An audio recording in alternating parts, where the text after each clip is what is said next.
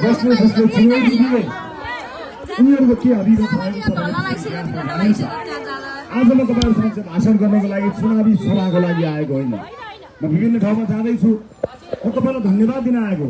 म अप्ठ्यारोमा पर्दा, म कालकोठरीमा हुँदा पनि तपाईँको आँखा भिजे दुःख मलाई भयो, तर आँसु तपाईँको झऱ्यो। म धन्यवाद दिन आएको छु तपाईँहरूलाई। त्यो भरोसा, त्यो आँट, त्यो साहस तपाईँहरूले दिनुभयो। मलाई सधैँ तपाईँहरूले भन्नुभयो कि सधैँ तपाईँले भनेको सुन्छु, सानो बालकदेखि 80-90 वर्षको बाहरूले समेत मलाई कहिले पनि भन्ने आउनुभयो कि नडराउ रविदाई, जनता तिम्रो साथमा छ। मैले त्यति एउटा आदेश पालन गरेको मात्र हो, म डराएको छैन, किनकि तपाईँहरूले मलाई नडराउ भन्नुभएको छ। जनताको शक्तिभन्दा ठुलो शक्ति मैले आजसम्म पाएको छैन। पुराना राजनीतिक शक्तिहरूप्रति कुनै प्रतिशोधको भावना छैन। हाम्रो काम यो देशलाई विकसित बनाउने हो। हाम्रो काम यही देशमा सम्भावनाको खोजी गर्ने हो। हाम्रो देशमा भएका कल कारखानाहरूलाई सुचारू गराउने, नयाँ नयाँ सम्भावनाहरू खोज्ने, युवालाई उद्यमी बनाउने, विश्वविद्यालयहरूमा राजनीतिक दलका ब्यानर निकालेर फाल्ने हाम्रो योजना हो। हरेक ठाउँमा दलीय भागभण्डाले गर्दा यो देशको अर्थतन्त्र ठुलो भएको छ।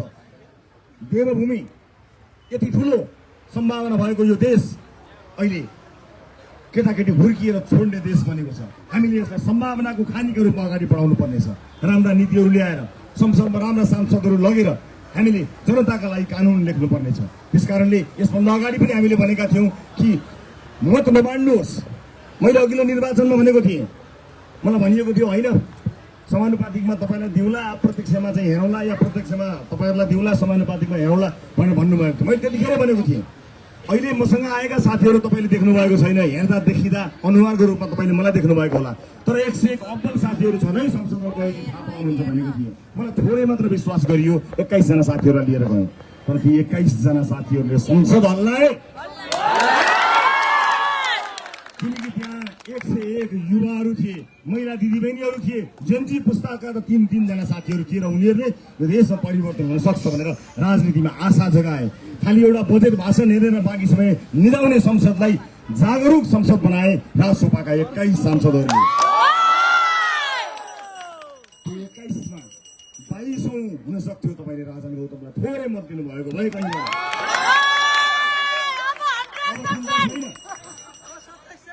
यसपटक राजनजीको लागि मैले चिन्ता गरेको छैन। संसदभरि नै रासोपा र घन्टी लिएर कसरी जाने भन्ने मामासित चिन्तित छु।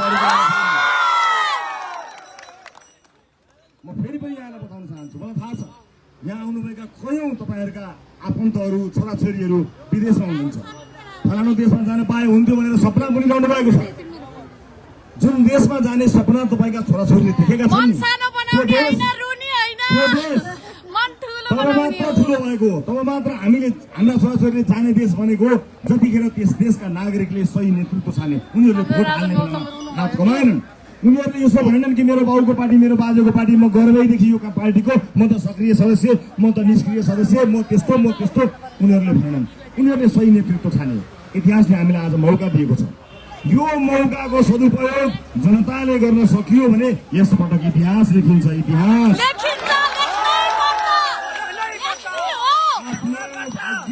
भविष्य बदल्न कसैको मुख ताक्ने होइन, घन्टी छ जम्मै नडाल्ने। राजसभाभित्र जसले जे खोजेको हो त्यही छ। कसैलाई विज्ञ विद्वानहरू चाहिएको छ भने राजसभाका उम्मेदवारलाई हेर्नुभए हुन्छ, डाक्टरहरू चाहियो राजसभाका उम्मेदवारलाई हेर्नुभए हुन्छ, सबैभन्दा धेरै महिला उम्मेदवार चाहिए राजसभामा हेर्नुभए हुन्छ, सबैभन्दा बढी युवा उम्मेदवार चाहिए राजसभामा हेर्नुभए हुन्छ, जेन्जी चाहिए सबैभन्दा बढी जेन्जी उम्मेदवार राजसभामा देख्न सक्नुहुन्छ। शहीद परिवार मात्र होइन, घाइते परिवारका साथीहरू पनि राजसभामा हुनुहुन्छ। हो, केही विवाद पनि होलान्, केही मानिसहरू फरक किसिमका मानिसहरू पनि होलान्, कसले के हेर्न चाहन्छ त्यही छ। तपाईँले विवाद मात्र खोज्नुभयो भने त्यो पनि भेटिएला, तपाईँले गाह्रो मान्छे मात्र हेर्नुभयो भने त्यो पनि भेटिएला, तर अधिकांश यस समाजका अब्बल उत्कृष्ट मानिसहरूलाई पुगेर हामी यसपटक इतिहास बदल्ने बाटोमा हिँडेका छौँ। त्यसैले म यहाँहरूलाई विनम्रतापूर्वक अनुरोध गर्न आएको छु कि यसपटक तपाईँहरूले विवेक पुर्याउनु पर्नेछ। हिजोको सभामा मैले बोलेको भिडियो तपाईँको फोनमा आयो होला, मैले कुरा फेरि पनि दोहोऱ्याउँछु, म फेरि पनि दोहोऱ्याउँछु। त्यो त मोबाइलमा हेर्नुभयो। म अहिले तपाईँसँग आँखा जुटाएर यहाँ भनिरहेको छु, आम्ने सामने साक्षी बस्नुहोस् यो भनाइको कि यो महाभारत हो, यो महाभारत हो। यहाँ कौरव पक्षमा उभिने कि पाण्डव पक्षमा उभिने त्यो जिम्मा तपाईँहरूको, अरू कसैको होइन। हामी कौरव हौ कि पाण्डव हौ हामी भन्दैनौँ, त्यो पनि तपाईँले भन्नु होला। 21 गते भन्नु होला। अहिले चुपचाप घन्टी छाप्ने हो। साथीहरूलाई थाहा त छ कार्यक्रम आउनु मन त लागेको छ, तर देखेर फोटोमा भिडियोमा आयो भने बर्बाद हुन्छ भन्ने पनि छ।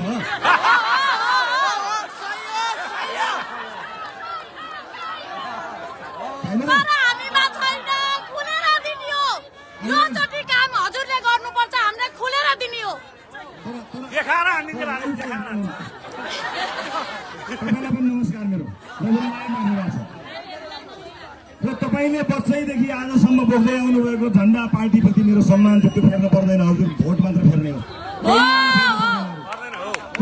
फेरेर केही पनि हुनेवाला छैन। म यति भन्दै अगाडि बढ्छु, मलाई बुटोलसम्म पुग्नुपर्ने छ।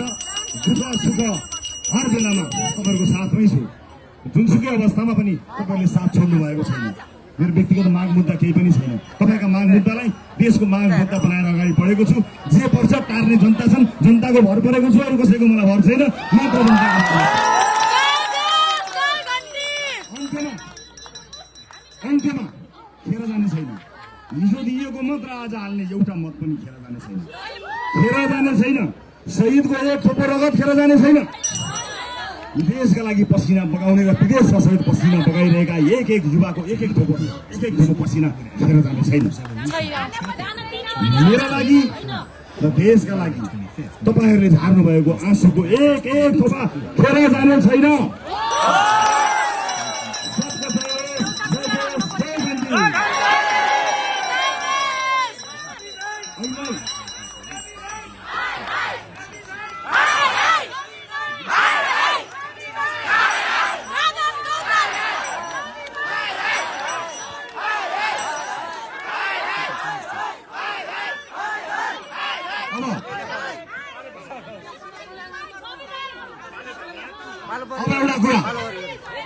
एउटा कुरा हाम्रो यो रासोरपा मलाई एउटा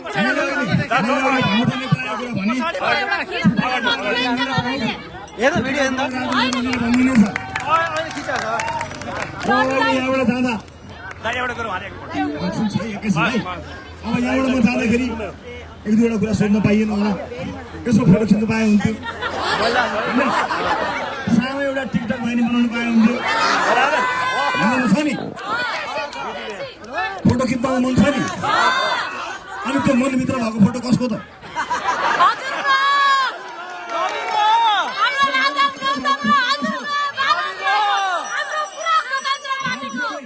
राज्यले हेपेर पेलेर जिन्दगीभरि छोडाउँछु भनेर कालकोठरीमा हाल्दा पनि बसिरहेको मनभित्र भएको फोटो कसको हो?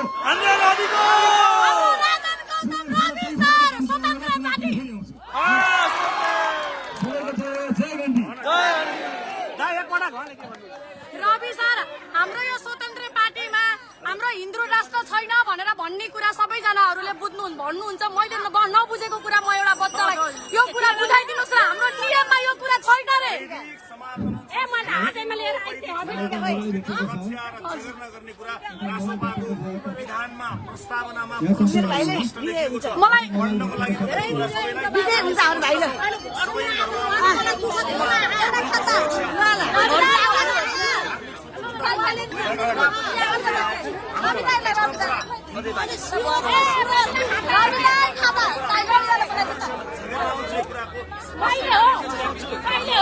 मलाई राम्रो राम्रो गुरुहरूले मैले एकचोटि बिन्ती बिसाएर एकचोटि हामी परिवर्तन हेरौँ भनेर भन्दा तिम्रो राष्ट्रपामा हिन्दू राष्ट्र छैन, यो हिन्दू राष्ट्र बदल भनेर भनिसकेपछि मैले हजुरलाई यो कुरा राख्न बाध्य भएँ। रवि सर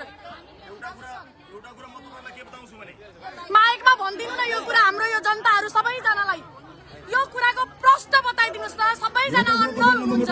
अनेक भ्रमहरू छर्ने कुरा भएको छ। परम्परादेखि चल्दै आएको वैदिक सनातन सभ्यता संस्कृतिको जोडेर गर्ने कुरा राष्ट्रपालले आफ्नो विधानमा हाम्रो यो नीति र नियममा पनि लेखिनुपर्छ है रवि सर। राष्ट्रपालले जिम्मेवारी लिन्छ, यो कुरा स्पष्ट लेखिएको छ। कसैप्रति विभेद नगरिकन हामी हाम्रो वैदिक सनातन सभ्यता र संस्कृतिको सम्वर्धन जगेर्न गर्छौ भन्ने कुरामा कसैले भ्रम छरेको छ भने म तिमीलाई दिमागमा भन्न चाहन्छु, जसले जेसुकै भनोस् रवि लामिछाने धर्म बेचेर राजनीति गर्न आएको मान्छे हो। रवि सर, हाम्रो नीति र नियममा पनि हाम्रो हिन्दू राष्ट्र लेखिनु पर्यो राष्ट्रसभामा।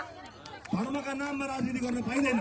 मानिसको सचेतताको कुरा र वैदिक सनातन सभ्यता र संस्कृतिको रक्षा प्रवर्धन राष्ट्रपालले आफ्नो प्रस्तावनामा लेखेको छ। यहाँ कसैले पनि भ्रम छर्ने काम नगर्नुहोस्। हस्, धन्यवाद। हस्, धन्यवाद। समय कम छ राजु भाइको, म पछि फेरि तपाईँको आँगनमा आउनेछु।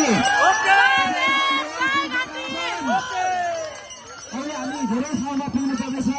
रवि दाइले बोलेर भइसक्नु भएको छ। चुनाव 21 गतेसम्म मोहनपुरमा म आउनेछु।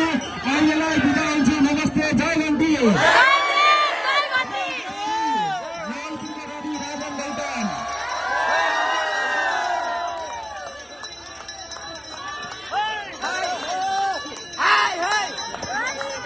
Hey!